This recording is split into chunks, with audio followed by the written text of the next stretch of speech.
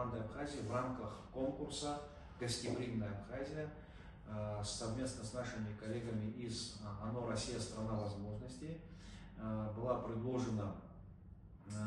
предложен специальный проект. Абхазия рекомендует конкурс исключительно про людей, да? Не про конкретные там компании, бизнесы там, и так далее. Да? То есть если «Гостеприимная Абхазия» это про стартапы, про людей, которые должны выстраивать индустрию гостеприимства, про образовательные какие-то истории, здесь мы хотели показать, что у нас есть люди, вот, единичные, да, то есть люди, которые формируют положительный облик гостеприимной Абхазии. И в этой связи в рамках поручения президента Республики Абхазия совместно с коллегами из России страны возможностей команда Абхазии разработала, естественно, соорганизаторы данного спецпроекта Министерства туризма Республики Абхазия, за что им большое спасибо.